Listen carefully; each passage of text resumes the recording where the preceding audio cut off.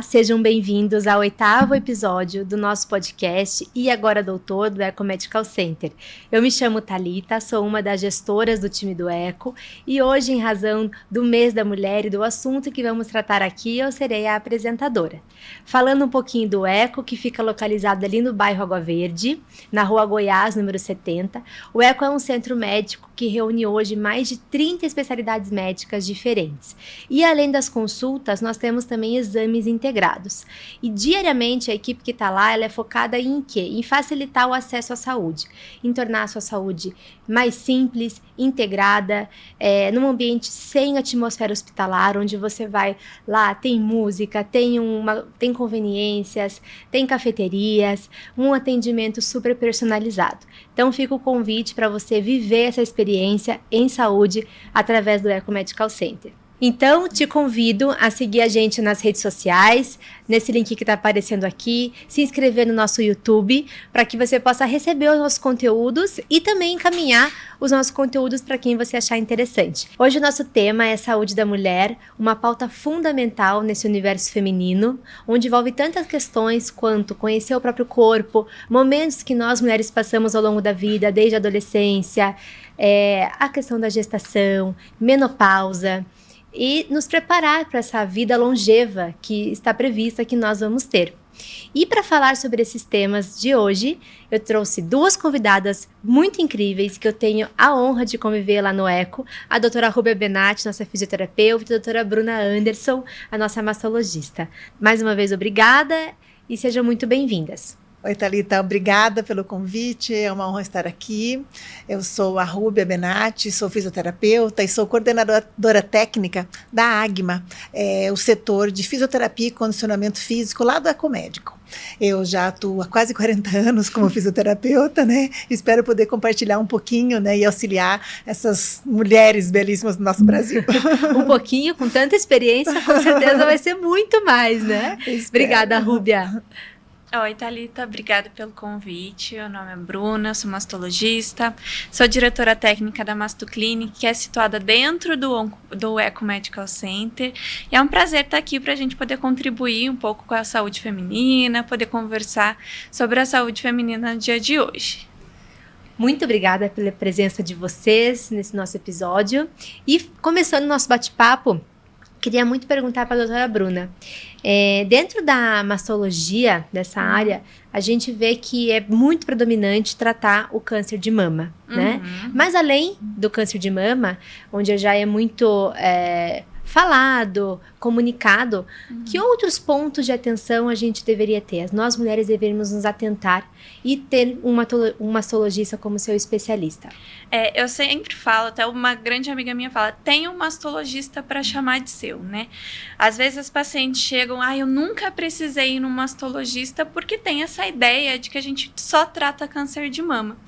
Não, na mastologia existem várias patologias, ou às vezes o que nem são patologias, né, são alterações naturais do nosso corpo mesmo que podem causar algumas dúvidas. Por exemplo, nódulos na mama, cisto na mama, a própria dor na mama, que é muito comum isso acontecer no consultório.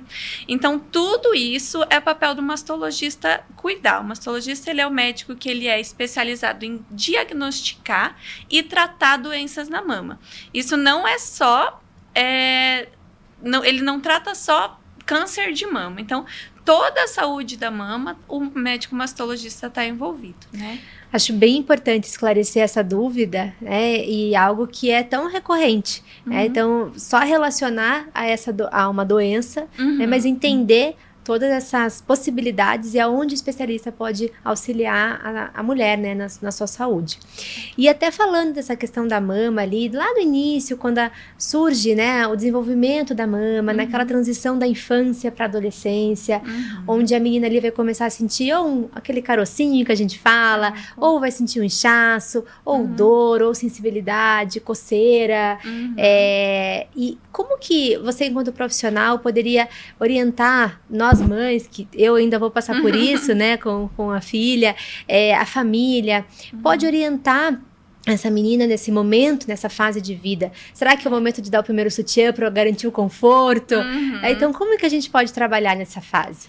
É importante a gente tranquilizar e perceber que a gente está passando por uma fase natural da vida e que isso não é vergonha nenhuma, que a gente chega às vezes no consultório o paciente muito envergonhado, às vezes uma mama cresce um pouquinho mais que a outra, às vezes ela tem um pouquinho de dor, um pouquinho de coceira, não custa, leva no mastologista, pelo menos consegue tranquilizar, mas é muito importante a família, também as mulheres da família estarem juntas nessa hora, pra gente acalmar o coraçãozinho dessa menina, porque às vezes ela acha, é muito cedo para ter mama ou não, e ensinar a menina a conhecer o próprio corpo, a conhecer a mama dela, porque ela, durante a vida, eu falo, ela vai ser a pessoa que melhor vai conhecer a mama dela. Então, quem tem que perceber alguma coisa de diferente é ela, e a família entra nesse assunto para tranquilizar, para apoiar nas decisões,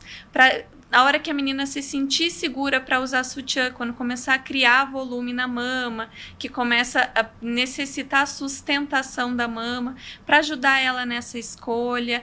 Então, a família entra nesse assunto de tranquilizar e mostrar para a menina que isso é natural.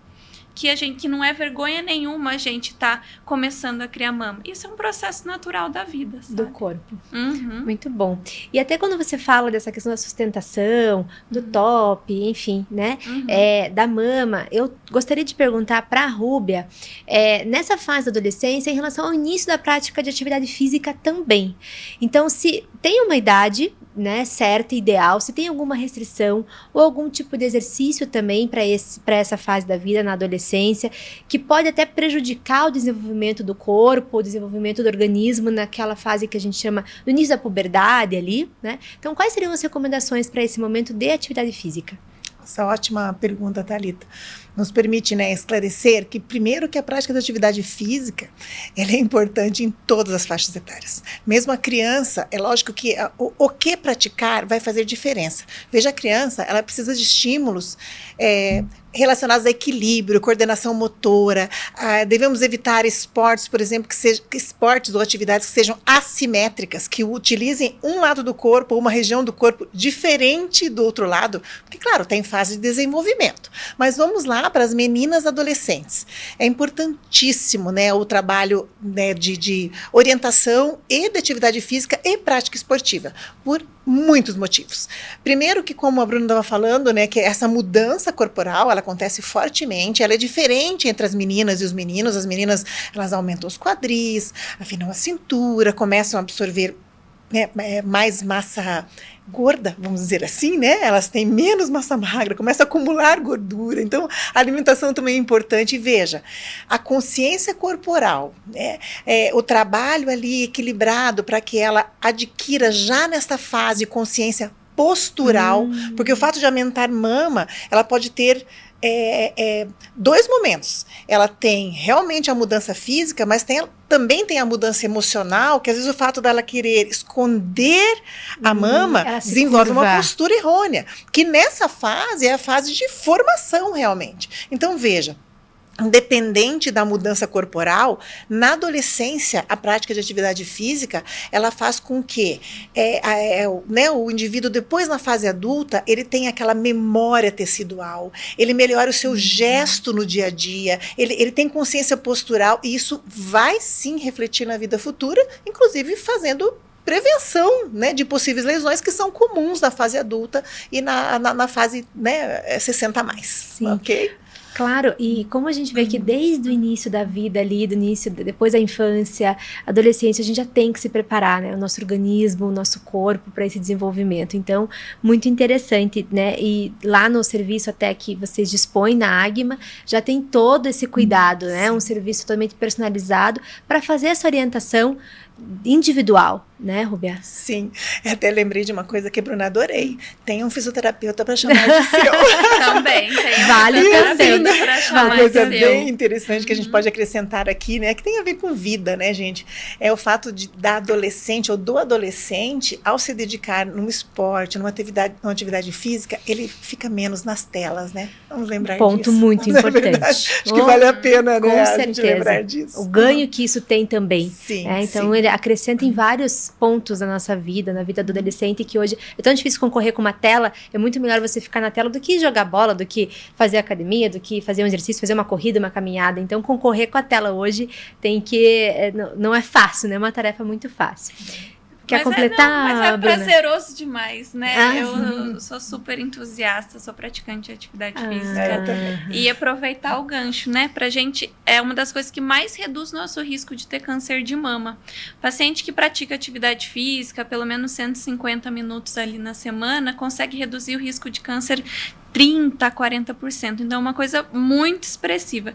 Sempre falo para as pacientes, se for para escolher alguma coisa para te ajudar a não ter câncer de mama, essa coisa é exercício físico. Muito fundamental, né? Como ele interfere, as escolhas de vida interferem aí no que a gente vai encontrar no futuro da nossa saúde, né? E com o avanço da idade, os hormônios passam, né, a reduzir drasticamente no corpo da mulher. Né? E muitas vezes precisa, dependendo do caso, fazer reposição hormonal. E a gente escuta uma grande preocupação da mulher em relação justamente ao câncer, né, de mama. Então, você poderia explicar para nós, né, até onde isso é uma verdade, depende do caso, como que a mulher pode avaliar esse tipo de situação? Depende muito do caso, né? A gente sabe que a reposição hormonal, ela aumenta sim o risco de câncer de mama, mas é um aumento muito pequeno. Então, antigamente, fazia reposição hormonal para todo mundo. Aí, parou de fazer, não fazia para mais ninguém. Agora, a gente sabe, a gente tem que pesar para quem que a gente vai fazer. Aumenta, sim, o risco de câncer, mas é um aumento muito pequeno comparado a outras coisas que a gente consegue regular. Por exemplo, assim, obesidade na pós-menopausa aumenta muito mais o risco de câncer de mama do que a reposição hormonal. Sedentarismo, etilismo, aquela paciente que consome álcool todo dia. Então, essas outras coisas comportamentais podem elevar o risco de câncer de mama até 4 vezes, enquanto a reposição hormonal aumenta pouco, aumenta para 1,2 o risco relativo que a gente chama. Então, a gente não vai indicar para todo mundo, mas aquela paciente que fala que ela está tendo prejuízo da qualidade de vida, está tendo insônia. Então, e tudo isso com a reposição hormonal a gente vai conseguir melhorar esses sintomas, sabendo que está aumentando um pouco o risco, mas fazendo o acompanhamento, e é muito pouco, né? Comparado a outras mudanças, que é só botar um top. Sim. Não dá para crucificar a reposição hormonal, porque ela tem o seu benefício também, às vezes tem que ser feito, né? Exatamente. Não dá para crucificar, ela não é a verdadeira vilã, sendo que tem outros hábitos de vida que são tem muito mais influência, né, na questão do desenvolvimento de câncer. Bacana. Às vezes as pessoas falam, você é mastologista, é contra a reposição. Eu não tenho que ser contra ou ser a favor, eu tenho que olhar cada paciente e ver a indicação de cada paciente. Então, bem acompanhadinho ali e tal, não tem problema fazer reposição hormonal, se tiver bem indicada, né? Obviamente. Muito bom, esclareceu bastante. E uma outra fase que eu gostaria muito de abordar é a fase da gestação, quando a mulher passa por esse momento, em relação às mamas, né? Então, assim, geralmente a mulher chega no seu ginecologista também, uma das principais perguntas é: o que eu devo fazer ou me preparar para quando meu filho nascer? Eu preciso passar um creme na mama? Passar óleo? Eu preciso expor ao sol? Eu preciso passar bucha? Eu não passo bucha? Quais são os cuidados realmente? E se existem, eles realmente são necessários hoje? O que a gente tem de recomendação? Antigamente falava passar a bucha, puxa o bico para fora. Não precisa. A mama, ela vai completar seu desenvolvimento, ela vai atingir seu último estágio do desenvolvimento durante a gestação, quando ela se prepara para amamentar. E nisso já existe um pouco da mudança de cor, a projeção do bico da mama. Então, nada de passar bucha, de passar creme, nada disso. Esquece. Naturalmente. Algumas pacientes produzem já leite durante a gestação. Aí a gente tem que tomar um pouco de cuidado, né? Às vezes fica engurgitada, às vezes pode ter alguma mastite, mas a princípio não precisa fazer nada, deixa a vida seguir seu curso. Aí a gente vai, na hora da amamentação, tem os ajustes de pega, as coisas que a gente pode fazer para evitar mastites e complicações. Sim. Então, basicamente é isso. E a mãe ali, depois, no momento da amamentação, se ocorrer uma mastite, ela pode procurar, então, um mastologista, que o profissional, vocês vão fazer a indicação, vão dar a medicação necessária, o que pode ser feito, daí as ferramentas que podem ser utilizadas. Com certeza, né? É importante falar para as meninas aqui, sinais de mastite, uma vermelhidão na mama, muita dor na mama, febre. Então, procura um mastologista, que ele vai avaliar se é uma mastite mesmo, se precisa operar, às vezes a gente precisa drenar, fazer um pequeno cortezinho para tirar a pus ali. Quem vai avaliar isso é um mastologista, tá? E possibilitar o tratamento adequado dessa mastite. Além de outras coisas, como as fissuras na mama, que podem aparecer, o engurgitamento, que é aquela mama empedrada, então a galactocele, que é como se formasse uma bolsinha de leite, às vezes isso precisa ser drenado, precisa ser abordado. Então procura um mastologista, que ele vai poder te ajudar nessa fase da vida também. Bacana. Rúbia, ainda nesse ciclo da gestação, a mulher tá ali se preparando, né, para um parto, seja ele vaginal ou parto por cesárea, e ela pode preparar o organismo, o corpo dela, o abdômen dela, a parte pélvica, enfim, para esse momento, né, se for dependendo do parto, da escolha que vai ocorrer na hora do parto. Quais seriam os exercícios que existem hoje, que vocês também dispõem para esse momento, para essa fase aí da gestante para o momento do parto? Thalita, acho que quando a gente fala da fisioterapia durante o período gestacional, a gente tem que ter uma abordagem ampla, né? Nós temos o serviço de fisioterapia pélvica, esse nome se dá hoje em dia, apesar do nome ser fisioterapia pélvica, mas a abordagem do fisioterapeuta, ele não vai ser só no assoalho pélvico, nem só na mama, como a Bruna falou aqui. A gente acompanha todo o processo gestacional e pós-parto. Então, o fisioterapeuta, né, como as especialistas que nós temos na Agma, elas trabalham somente com isso, pensando em indicar o melhor exercício. As mudanças, elas vão acontecendo gradativamente, então eu tenho gestações que são totalmente saudáveis e gestações que não são saudáveis, no sentido de ter alguma intercorrência. Tudo isso é ponderado. Então, é lógico que você praticar atividade física vai ajudar no metabolismo, no bem-estar da gestante, na prevenção em relação ao edema, que é comum, no controle do peso, monitorado, né, junto com as equipes médicas. Nós vamos trabalhar toda essa abordagem. Então, que exercícios fazer? A gente sempre vai dizer que o exercício ideal é aquele que traz bem-estar para a nossa paciente. Prazer na hora de fazer o exercício, né? E é confortável, não é um sofrimento. Isso, é prazer, né? É saúde e bem-estar, né? Que inclui. Veja, aí quem é gestante? Se eu tenho uma gestante atleta, que ela sempre foi atleta, nós vamos ponderar em que momento a gente vai limitar essa atividade física, em que momento ela vai praticar essa atividade como praticava antes, é claro, com os controles necessários, com o monitoramento. Se é uma gestante que era sedentária, que às vezes passou por todo um processo, né, inclusive às vezes de controle de peso corporal, de mudanças hormonais, né, que a Bruna sabe muito bem, né, como isso, né, ele é realmente um processo às vezes demorado. Veja, a abordagem vai ser diferente. Então é muito difícil dizer para você qual é o exercício ideal. O que eu posso dizer é que é importantíssimo o acompanhamento da gestação e do movimento, né, como saúde durante todo esse processo. Rúbia, e nesse contexto da preparação para o parto, existe alguma diferença de exercício, de escolha?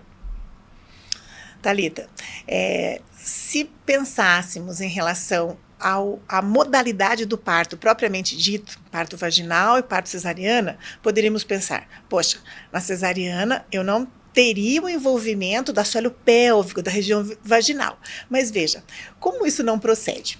Primeiro que na preparação, não necessariamente eu já tenho essa escolha desde o início, qual será o parto necessário ou escolhido, né, muitas vezes. Sim. Então, novamente, a gente vai dizer que o trabalho é como um todo. E outra, gente, a gestação por si só, se eu pensar nessa pequena diferença, o próprio peso, né, do bebê inferiormente, ele também leva a um estresse dessa região, ao assoalho pélvico da região inferior. Então, a preparação ela tem que ser global, né, em todo o processo gestacional, como comentamos anteriormente. Muito bom, esclarecido, obrigada. E assim, doutora Bruna, hoje em dia lá no seu consultório, né, quais são as principais queixas? Qual é a realidade que você encontra hoje na saúde, na área da mastologia dessas mulheres? Então, apesar da mastologia ser muito ligada ao câncer de mama, a maioria das queixas no consultório não é de suspeita de câncer, nem nada disso. É dor na mama. A coisa que mais acontece lá, doutora, eu tô com uma dor na mama, não sei mais o que fazer e tal. E a outra coisa é nódulos mamários. O paciente vai lá e palpa um nódulo. Então, coisas que a gente precisa saber sobre isso. Dor na mama, ela não é comprovadamente relacionada a nódulo mamário, a cisto, a câncer de mama. Então, um câncer de mama, na maioria das vezes, não dói. Então, só da gente saber isso, metade da dor já vai embora. Tá? E geralmente isso está associado à sustentação da mama, alguma variação hormonal, né, alguma flutuação que pode ter durante o ciclo menstrual da mulher. Então isso precisa ser avaliado, cada queixa, e a gente orientar sobre a sustentação das mamas, analgesia, e os nódulos sempre devem ser investigados. A maioria dos nódulos não é maligno, mas todo nódulo deve ser investigado. Então, essas são as principais queixas que a gente tem lá no consultório. Ok. Rúbia, eu queria te perguntar em relação à fase da menopausa. Uma das principais queixas das mulheres nesse momento de vida está muito relacionada à incontinência urinária, a questão que está envolvendo ali todo esse assoalho pélvico que você já comentou em outros momentos, lá vem de novo, né? Então, até eu falo assim, é um músculo, você vai explicar melhor, mas que eu mesma só descobri quando eu estava grávida. A gente não é, assim, educado a trabalhar esse músculo e como ele é fundamental em tantas fases da nossa vida. E aí, quando a idade avança, né, tem muitas questões relacionadas à incontinência, a esse assoalho pélvico talvez não tão preparado. Então, quais os hábitos e quais as recomendações que você poderia nos dar em relação a isso?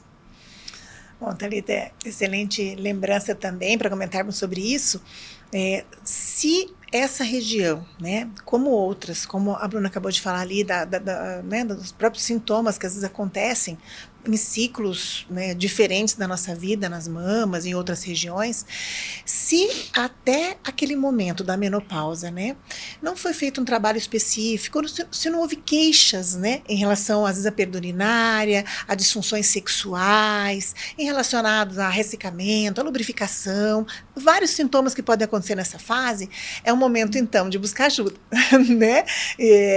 Em relação, por exemplo, à prática de esporte, que sempre pergunta, mas na menopausa é importante a prática de esporte, mas o esporte X ou Y promove a perda urinária, né? Ele piora. Gente, todo esporte pode ser praticado, desde que, em se sabendo ou se tendo sintomas em relação a isso, busque ajuda, busque informação, porque na grande maioria das vezes isso é controlado ou estimulado ou é realizada a prevenção num curto período de tempo, como não imaginam. Então, a gente, né, tanto nós fisioterapeutas como os educadores, nós somos contra a proibição e rotular determinados esportes como ruins para isso. Novamente, a gente valoriza, né, todos os benefícios da prática de esporte. Veja, na menopausa, como você me perguntou aqui, você tem perda. Por que acontece ali a perda da sustentação, desse controle? Porque quando a gente fala que a gente perdeu o colágeno, a sustentação não é só no rosto, não é só na mama, não é só no bumbum, também acontece nessas regiões íntimas. Então, e como é uma região que nós temos, né, sistemas em cima que dependem dessa sustentação, como a bexiga, a gente começa a fazer um pouquinho de perda urinária. Então, veja, escape, é músculo. Famoso escape. Escape, tem que ser trabalhado. Então, respondendo especificamente a isso. Então, os cuidados são, em se percebendo isso, procure ajuda, procure informação, converse com seu médico, que isso muitas vezes facilmente é resolvido. Sim. E a mulher nunca se envergonhar disso. Como você falou, busque ajuda, busque um profissional que vai te orientar. Tem uma solução, tem um tratamento, você não precisa conviver com aquilo. E pegando esse gancho até da mulher, da questão até do próprio corpo, e a vida hoje, como ela é da mulher, a mulher se cobra muito. E a rotina de vida, rotina de filhos, casa, trabalho e por aí vai. Como que fica essa questão da prática de exercício físico, como incorporar isso no dia a dia? E até coloco mais uma questão, as mulheres que às vezes, né, trazem que a minha rotina do dia a dia dentro de casa eu faço atividade física com as minhas atividades diárias. Isso conta ou isso não conta? Como que pode ser trabalhado? Gosto muito dessa questão, né? Porque as pessoas falam até, quando a Bruna anteriormente definiu, né, o tempo necessário, né, de atividade física, que é importante. Mas veja, atividade física, né, toda vez que você movimenta o teu corpo e você tem um desprendimento energético, você gasta energia, isso é atividade física. Tá. Então, eu não posso negar que caminhar com o meu cachorrinho é uma atividade física. Eu lavar roupa é atividade física. Cuidar de criança é atividade física. Mas vejam, gente, é uma atividade física que ela pertence ao teu dia a dia.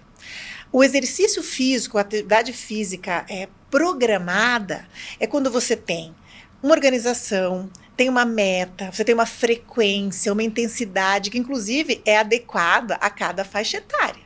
Você perguntar para mim, é importante praticar atividade física enquanto criança, enquanto adolescente? Sim, mas eu devo evitar impactos, assimetrias, né, sobrecargas, porque é fase de crescimento. Sim. Se eu falar nisso na menopausa, por exemplo, nós temos déficits. Então, essa mulher, ela tem que ser avaliada qual que é o potencial dela para aquele momento.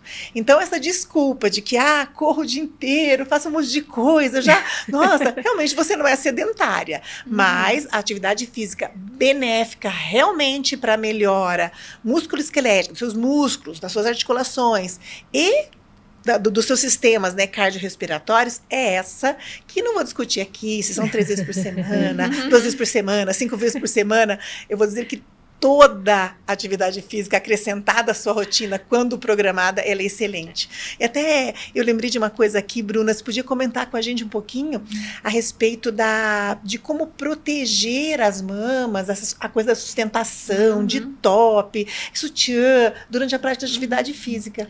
Com certeza, isso é muito importante. É uma queixa muito comum no consultório de, doutora, você pede para eu fazer atividade física, exercício físico, né? Exercício. Doutora, você pede para fazer exercício físico, mas eu tenho muita dor na mama, não consigo. Então, vamos lá. Como que deve ser a escolha do top para a gente fazer um exercício físico, né? Ele tem que ser um top que cubra toda a mama. A mama ela tem que ficar nesse quadradinho aqui. Então, um elástico com boa sustentação que fique embaixo, não fique muito apertado. O elástico do top, ele tem que estar junto ao tórax. Não pode ficar aquele elástico solto, assim, sabe? A mama em cima do elástico, a mama coberta, e a alça, ela não pode ser muito fina, que a gente vai... Primeiro que a alça muito fina, ela não sustenta a mama. E atividades programadas, mesmo para aquelas pacientes que tem a mama menor, que o mesmo a alça fina sustenta, atividades mais prolongadas, essa que a alça machuca. Então, você vai fazer o exercício físico e ele fica raspando na mama. Então, às vezes, a gente não percebe, sobra a mama aqui do lado. Então, a mama tem que estar bem protegida dentro do top, o elástico sustentando bem. Quanto à questão do aro ou não do aro, é uma questão de gosto pessoal. A gente só não pode ter aquele aro machucando, né? Que às vezes eu vejo o paciente com marca de aro de top, de sutiã na mama. Isso causa dor. E a dor na mama, ela é chatinha de tratar. Ela Então, lembrando, cobrir toda a mama, o elástico tem que estar junto ao tórax e a alça média para larga. A alça larga às vezes aperta demais. Então, uma alça média, depende o nadador ou a alcinha, tanto faz. Mas o top nadador traz mais mobilidade pra gente para poder praticar atividade física. Você tem alguma coisa para acrescentar? Quando você fala do top nadador e do top alcinha, aí dá para pensar um pouquinho. Tem pessoas que têm muita tensão cervical. E esse músculo aqui, o trapézio, né, esse músculo principal, quando a gente tem tensão no pescoço, Quando a gente coloca o top nadador, então assim, realmente a articulação fica solta, mas a atenção se concentra em cima dessa musculatura. Então, eu também concordo que as duas, elas fazem boa sustentação, mas a própria pessoa, ela pode entender isso ou perguntar, né, para alguém que tem esclarecimento próximo, para ela qual o melhor, né? E fugir um pouquinho dos modismos, né, gente? Acho que precisa ter, né? O que eu tenho visto conforto, de moda, agora a moda é um top que aparece a mama embaixo. Então fica aquele aro no meio da mama. Isso vai causar dor, vai causar desconforto. Falta de orientação. Então, falta de orientação. Mulherada, dicas valiosas aqui, vocês ganharam, muito bom. Excelente. Como é importante, às vezes um top é o causador, né, de muitas outras coisas, né, desconfortos na mulher. Isso vale pro sutiã também. Eu ia até perguntar da questão de aro, sutiã, mesma coisa. Mesma coisa. Um sutiã que acomode bem a mama, que tenha uma alça mais larga, dependendo do tamanho da mama.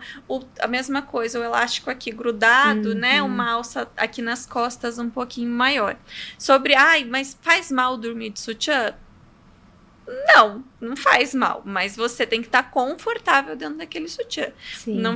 Você que vai definir. Tem gente que se sente confortável de dormir de sutiã, tem gente que não. Então, não é isso que vai piorar a saúde da sua mama, se tiver bem sustentadinho, sem nenhuma marcação, nem nada disso. E na dúvida, pergunte ao especialista, né? Exatamente. Estamos lá no Eco Medical, disponíveis para ajudar todas vocês. Equipe incrível. Até falando em rotina novamente, acho que não tem como não falar do autoexame, né? Então, dentro do possível, doutora Bruna, aqui onde a gente está, se você puder nos dar para o nosso público aqui as dicas para esse autoexame, de qual a frequência, preciso fazer todo mês, ou muda de idade para idade? Então, assim, o autoexame, a gente que é um pouquinho mais antiga, a gente lembra que aparecia na TV, faça o autoexame, como fazer o autoexame, vocês lembram? Mas o autoexame, eu falo, não é para ser um castigo na nossa vida, não. O que me interessa é que a minha paciente, ela conheça a mama dela e que ela saiba identificar se tem alguma coisa diferente acontecendo. Então, não existe uma técnica que é adequada. A paciente vai descobrir qual que é a técnica que ela usa para melhor conhecer a mama dela, e uma rotina assim, mais ou menos uma vez por mês, também não precisa, o pessoal orienta, marca no calendário, mas ela conhecendo a mama dela, ela vai perceber. Às vezes no momento da higiene, do banho, né, já é um momento ali que ela percebe. Eu oriento para minhas pacientes ali, tá tomando banho, tá passando um creme na mama, palpa um pouquinho, vê se tem alguma coisa diferente, olha, vê se tem alguma feridinha, alguma coisa, tá igual. Passa aqui a mão embaixo do braço, aqui na axila, para ver se palpa alguma bolinha, mas não. O que me interessa é que as pacientes façam os exames de rotina necessários para detecção precoce, e nesse intervalo entre os exames, ela conheça a mama dela e ela possa procurar um profissional caso alguma coisa diferente aconteça nesse intervalo. Sim. Então, não existe mais aquela técnica descrita, não existe um passo a passo, é o autoconhecimento das mamas mesmo. Legal. E, Rúbia, em relação ao volume da mama, a doutora Bruna também pode complementar, na prática do exercício, ou de um pilates, ou, enfim, de outras técnicas, RPG, acho que existe, várias, né, possibilidades.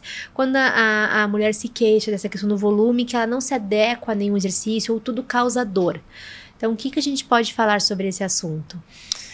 Thalita, essa deixa que a Bruna deu ali é muito interessante, porque quando você faz um trabalho, né, ou atividade física, ou a fisioterapia, né, ou preventiva, ou tratamento, com equipes, né, como a gente tem, né, no nosso trabalho diferenciado lá na Agma, o paciente ele é abordado como um todo, ele é individualizado. Então, veja, nós, profissionais fisioterapeutas e professores de educação física, o nosso trabalho é uma convivência diária com os nossos pacientes clientes. Então, todo esse tipo de questionamento e Ele dúvidas, vem. ele vem pra gente, Ele sabe? vem. Assim, vem em relação ao melhor top, a vestimenta, e até, como você comentou aqui, é claro, se a gente tem um cliente, que eu não sou educadora, mas a gente tem uma equipe toda lá, assim, que tá fazendo treino, e ela se queixa de dor na mama durante o treino, um desconforto, a nossa primeira necessidade de apoio é consulte um profissional, porque nós não somos clínicos para avaliar isso, como a Bruna mesmo falou, não é comum dor na mama. É claro que a gente sabe que há um incômodo sim, por exemplo, se há a prática do pilates, ou até as técnicas manuais, que a gente precisa que o paciente fique de barriga para baixo, às vezes de lado, nós temos a capacidade de adequar, às vezes, essa necessidade para que o volume da mama não atrapalhe, né? Tanto no treinamento como na fisioterapia. Mas não é comum dor, né? Ou algumas queixas. Sempre, né? Como ali no eco, a gente tem, né, uma facilidade, né? Por favor, dá uma olhadinha, né? Desça e converse com a médica, marque ali. Né? Esse é um diferencial enorme, porque eles perguntam sim. Sabe? E aí vamos tentar entender né, se realidade. É um top diferente. Sabe o que acontece hoje em dia que é interessante? Há uma valorização, né, nas mulheres, principalmente brasileiras, em relação às mamas, né? Então a gente percebe às vezes adolescentes usando tops sobrepostos, inclusive para valorizar, para aumentar a mama, para modelar a mama. Ressaltar, salientar. Isso, né? Porque é cultural isso, né? Não dizendo se é positivo ou negativo, dizendo que é um culto, né? Que nem sempre é positivo. Então, a gente orienta, sabe? A gente conversa, a gente orienta, né? Porque isso pode ser nocivo. Mas, se a questão é só volume, né? Só volume ou alguma outra queixa. Sim. Pedimos ajuda dos colegas, né? Claro, cada papo no seu gado, né? E assim, nesse contexto da mama, ou do volume, ou até da simetria que você trouxe aquela hora, também tem muitas mulheres que, porque uma mama é diferente da outra, ou é um pouquinho maior, ou ela é altura. Você podia falar um pouco mais sobre essa situação? Se ela ocorre, se tem alguma preocupação a mais? Nenhuma mama é igual a outra, né? Igual nenhuma mão é igual a outra. Então, é de característica de cada pessoa. É importante, se existem algumas condições que estão associadas a assimetrias mamárias, isso não vem ao caso. Sim, que daí está relacionado a alguma patologia. Existem algumas patologias que estão relacionadas a assimetrias mamárias, assimetria de volume, de tamanho, de lateralidade, digamos assim. Isso sim. É que a gente tem... É que existe uma assimetria mamária que é dentro da mamografia, que isso é outra história. Isso é um achado suspeito, entendeu? Daí eu não quero confundir essas coisas. Então, essa parte. Seria uma assimetria, não seria estética, no caso, não é externa. Será uma simetria física, mas não prejudicial. Você quer dizer isso? Não, é que assim, quando a gente fala de... assimetria, quando a paciente percebe que as mamas dela não são iguais, não é mesmo, tá? As mamas são assimétricas, uma mama nunca é igual a outra. Mas se você perceber que tá mudando, ou que é muito desigual, alguma coisa assim, vale uma investigação, tá? Existem algumas condições que são relacionadas a assimetrias maiores na mama, mas geralmente... não é doença, não é só uma característica de cada pessoa. As mamas não são iguais. E a gente não se apegar ao detalhe, né? Realmente, como a doutora comentou. Então, nunca vai ser igual. Se for alguma coisa realmente muito diferente, procurar o especialista. Exatamente. Ok. Bom, vamos continuando aqui. Queria trazer alguns temas como assim, mito ou verdade, de assuntos que são bem polêmicos em alguns momentos. Assuntos que ficam na mente aí das mulheres, né? Então, em relação às próteses mamárias, né? Então, eu queria perguntar para a Rúbia se as próteses realmente interferem no exercício, na prática física, se sim ou se não, se é um mito ou se é uma verdade. Veja, Thalita, as próteses não proíbem ou limitam a prática de atividade física. Porém, como as mamas, né, a Bruna pode falar melhor que eu isso, elas já são regiões, áreas sensíveis, né, nas mulheres e devem sempre ser protegidas, independente se é atividade física ou não. Porém, não é recomendado, por exemplo, o trabalho resistido, forçado, né, para essa região e para essa musculatura quando se utiliza as próteses. A gente está falando de um trabalho vigoroso, então não há essa necessidade, né? E deve-se estar atento para isso, mas não há limitação para a prática de atividade física. Ok. E em relação à prótese também, doutora, e o câncer de mama, causa um risco maior? Mito ou verdade? Mito. A prótese não aumenta risco de câncer de mama. Tá? Existem algumas outras condições que podem estar relacionadas à prótese, mas o câncer de mama não. Rúbia, mito ou verdade? A partir dos 25 anos, a nossa massa muscular, ela começa a decair, né? Principalmente a partir dos 40 anos, isso parece que decai mais ainda, mais acentuadamente. É verdade que um exercício resistido, uma atividade física resistida, ela vai nos preparar melhor para nossa vida, para nossa longevidade, para nossa qualidade de vida aí? Verdade absoluta. Há sim uma perda, né, muito grande com o envelhecer, que começa precocemente, né, veja, e vale a pena lembrar, Thalita, você usou muito bem o termo exercício ou trabalho resistido, que as pessoas elas associam sempre a musculação. Então vale a pena lembrar que musculação não é só você sentar numa máquina e fazer um exercício da musculação. Veja, trabalhar com elásticos é musculação, trabalhar com cargas, né, pesos livres é musculação. O próprio peso corporal seu durante um exercício, ele é musculação, é o chamado trabalho funcional, né? Então, veja, tudo isso melhora a qualidade muscular. Já conta, então, já tá valendo. Então, absolutamente, né? Exercício, musculação, nessa fase, nessa fase, né? Sim. É vida. Rúbia, e existe alguma diferença em relação à mulher que não faz atividade física e aquela mulher que é praticamente uma atleta ou pratica com frequência alguma atividade? Ótima lembrança, Thalita, porque vale a pena esclarecer assim, ó. Quando a gente fala da mulher que não pratica atividade física, já dentro de tudo que temos conversado aqui, fica o incentivo à prática da atividade física. E também em relação às mulheres atletas, principalmente de alto rendimento, há sempre que ter uma atenção especial a uma coisa chamada tríade feminina no esporte. O que é isso?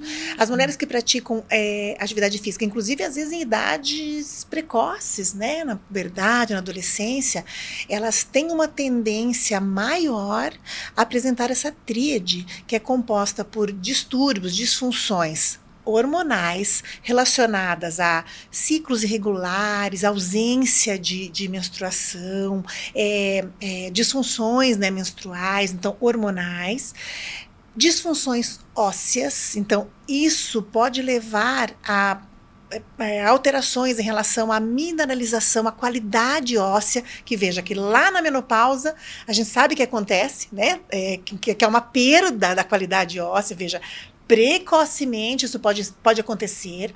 E uma terceira disfunção são as disfunções nutricionais. Então, veja, esses três fatores têm que sempre ser abordados, né, principalmente nessas mulheres que praticam bastante esporte. O profissional que está acompanhando, se é que tem, né, esse profissional, né, em melhores níveis de atenção, ele vai sempre se preocupar com isso. E se você não tem essa equipe de apoio, busque, né, consulte, né, um profissional, um médico, um educador, um fisiologista, alguém que possa, uma equipe que dê suporte para o acompanhamento desses atletas, para que esses problemas possam não ocorrer ou serem minimizados. Okay? Eles andam juntos, né? Então, ter essa equipe multidisciplinar, o psicólogo, às vezes, o nutricionista, o fisiologista, o educador físico, o fisioterapeuta, clínico, né? Como é importante a equipe estar até em sintonia, ainda mais ali também que tem essa possibilidade, né, de todo mundo se conhecer, então é importante esse apoio. E, gente, quando a gente fala isso, pessoal, a gente não está dizendo para você que pratica esporte, a procurar todos esses profissionais. Isso desestimula, não é isso. Mas veja, um desses profissionais que está envolvido nesse processo, ele vai te orientar, né, e vai direcionar qual é a melhor, né, necessidade naquele momento, tá? Então, não trabalhe só, né? Busque ajuda, né? Isso é bem importante, tá? E acho que vale muito a pena a gente comentar, pessoal, que na Agma, chega às vezes nessa idade, a partir de 60, 70 anos, muitas vezes os idosos não se identificam com o ambiente de musculação, que é o comum à academia, né? Então, lá na Agma, que é um centro de bem-estar, tem um local que você não precisa estar nesse ambiente, onde tem aparelhos difíceis, ou você não sabe lidar com aquilo, as pessoas, né? Não é a tua convivência ali, o público. Então, lá eles têm esse serviço, além do acompanhamento personalizado, individual, um ambiente acolhedor, né, apropriado. Até aprofundando um pouco mais nessa parte da terceira idade, risco de queda, né, Rubia, outras coisas tão importantes nessa fase da mulher aí, para não sofrer uma queda e de repente quebrar um fêmur e daí fazer outras complicações. Bem comentado, Thalita, né? O nosso espaço lá, além de ter uma vista panorâmica incrível, incrível. que a gente chama assim de espaço saúde, que ele foge de um padrão de uma academia. Treinar naquela vista, né? Treinar naquela vista é realmente bom, único. Né? E veja, e o importante é você oferecer, né, modalidades que sejam adequadas a cada perfil, né? Por exemplo, com idosos, né? Ou pessoas que precisam desse tipo de fortalecimento de trabalho. Se a pessoa não quer trabalhar com uma máquina, a gente tem, por exemplo, o trabalho com games, com reabilitação virtual, né? Onde previamente você consegue, através de uma análise com um software específico, analisar como é que está o equilíbrio, que grupos musculares têm que ser trabalhados. Então, você consegue, às vezes, buscando dentro de um game, né, de um videogame mesmo, fazer exercícios onde você impõe tarefas para o corpo que resgatam essas perdas que acontecem durante essa fase. Então, é sempre prazeroso, né, adequado e assim, né, ele segue, né, ele tem aderência, né, a pessoa fica tempo fazendo, porque não fica uma coisa chata. Super agradável, super avançado, super moderno. Sim. Muito bom. Bom, antes de seguirmos, eu queria pedir para vocês algumas dicas de ouro aí que a gente sempre pede aos nossos profissionais. Eu queria perguntar para a doutora Bruna, hoje, né, qual é a recomendação a partir dos 40 anos, realmente quais são os exames de rotina que essa mulher deve se preocupar em realizar? Basicamente, a partir dos 40 anos, mamografia uma vez por ano. Tá? A necessidade ou não de outros exames complementares, a gente vai avaliar caso a caso. Mas a mamografia a partir dos 40 anos. Mamografia. E antes dos 40 anos, alguma recomendação? Eu sempre oriento que a paciente ali com uns 25 anos de idade passe em consulta com o mastologista para ela programar como que vai ser feito o rastreamento dela. Existem alguns casos da paciente que tem muitos casos de câncer na família, ou a paciente que ela própria já teve algum outro tipo de câncer, que a gente tem que fazer um rastreamento diferente, né? A gente tem que investigar melhor essa paciente. Então, alguns casos bem específicos antes dos 40 anos, a gente faz um acompanhamento diferenciado, às vezes com mamografia um pouco mais precoce, com ressonância anual, a depender de cada caso, mas para a população geral, 40 anos, mamografia anual, o mastologista vai definir se precisa algum exame complementar ou não. Bacana. E Rúbia, dica de ouro sua, quais são os hábitos aí para a gente se manter ativo fisicamente e mentalmente também? Bom, Thalita, eu vou falar como fisioterapeuta global agora, e dentro de todas as nossas especialidades, né, muito alinhados com o foco do ecomédico, né? Tenha uma alimentação saudável, né? Pratique atividade física, né? Cuide da sua saúde mental, né? Esteja atenta a isso, autocuidado, né? Prevenção, né? Sociabilização, né? buscando sempre saúde e bem-estar. E a gente, né, dentro da nossa proposta, né, nós temos tudo isso, né, em dentro conjunto, do centro médico. Muito confortável, né, em orientar, indicar os pacientes para essas, né, dicas ouro, né, para. Sim. E a gente vê que um dos benefícios do eco, o eco foi desenhado para pensar no tempo das pessoas e realmente proporcionar isso. Para o paciente não ficar, vou num bairro, eu vou no outro, é difícil, todo mundo tem vida corrida. Então, ali ele poder encontrar os profissionais num único espaço, num único local, onde ele é conhecido, onde as pessoas o chamam pelo nome, onde ele é acolhido. Então, com certeza isso faz toda a diferença. Essa é a nossa proposta. E antes de fecharmos, de agradecer a presença de vocês, eu queria perguntar, dentro dessa vivência do consultório, de prática clínica, de anos que vocês têm, até você comentou agora no final em relação ao autocuidado, eu acho que isso evoluiu muito na mulher, se olhar para si, se dedicar um tempo para si, isso tem crescido a cada ano, né? A gente vê esse movimento acontecer, esse autocuidado. Eu queria perguntar para cada uma de vocês, o que vocês veem, essa evolução do comportamento da mulher dentro do consultório, como que ela chegava antes para vocês, né? Até com muito mais informação hoje do que antigamente, essa mulher já chega pronta, decidida, só querendo parece confirmar o que ela já suspeita. Então eu queria perguntar para vocês, por favor, doutora. A gente percebeu essa diferença nos últimos anos, né? Às vezes a mulher, ela é muito excesso de informação. Então, às vezes ela já chega sabendo o que ela quer, o que ela foi buscar ali. E às vezes ela chega muito confusa. Porque eu vi que não sei quem falou uma coisa. Então, esse excesso de informação, ele é benéfico, porque a gente, antigamente, paciente, o que o médico falava era lei. E não é bem assim. A gente sabe que tudo tem que ser pensado caso a caso, individualizado. Então, isso trouxe uma coisa boa pra gente, mas, ao mesmo tempo, anda causando muita confusão. Então, eu sempre falo, quer procurar no Google, vai se informar mesmo, para você estar bem informado. Mas procure sempre um médico, tenha um mastologista para chamar de seu, para caso você tenha alguma dúvida, o seu mastologista está lá para te ajudar e para trazer informações corretas, né? Porque a gente tem muita informação, mas tem muita coisa incorreta também. Incorreto, com certeza. E para você, Rúbia, o que você vê esses 10, vamos falar assim, esses 10 últimos anos aí? Dos 40. É claro, Thalita, que houve uma evolução, sim. A mulher sempre procurou mais tratamento, né, Bruna? Sim. Procurou mais médico do que os homens. Ela cuida mais da sua saúde, sim. Até porque essa condição da gestação e, né, das mudanças hormonais, que ela é fortemente presente na mulher, fazem com que ela, né, tenha uma rotina disso maior. Mas eu gosto de dizer assim, concordo plenamente com a Bruna, a gente que convive com esses pacientes, né, clientes e pacientes, nossos questionamentos são diários, e eles têm toda a informação na mão deles, da maneira, né, que eles buscam, não é verdade? E aí vale a pena levar para cada caso. Mas eu gostaria de deixar aqui como, assim, eu acho que uma reflexão, né, que se pensarmos aí na evolução da mulher, né, na situação da mulher dentro da sociedade, né, do mercado de trabalho, acho que vale a pena a mulher ela se posicionar em relação ao seu corpo, ao respeito à sua saúde, ao seu corpo, numa crescente tão importante como o posicionamento dela dentro do mercado. Porque muitas de nós, às vezes, somente nos posicionamos nessa outra linha, né? E nós esquecemos do autocuidado, do respeito ao nosso corpo, à nossa saúde, ao nosso tempo, né? Isso vai refletir-se positivamente também dentro das pessoas próximas, né, e da sociedade. Então, eu acho que isso também tem que representar numa evolução, né, da mulher, ok? Que lindo isso que você falou. Muito bom de ouvir, com certeza, disse tudo.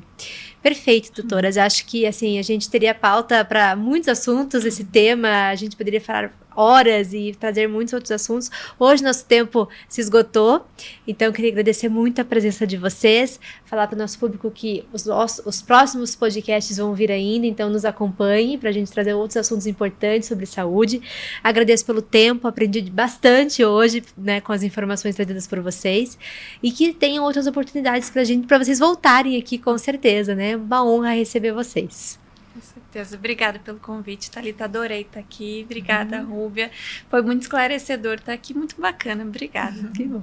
Agradeço também imensamente e a oportunidade também da gente poder compartilhar um pouquinho, trocar, né, nossa expertise, né, o que a gente faz todo dia e poder ajudar, né, a sociedade e o próximo. Perfeito. Obrigada pela audiência de vocês. Nos vemos então no próximo podcast. Lembre-se de se cuidar e olhar para vocês sempre. Até mais.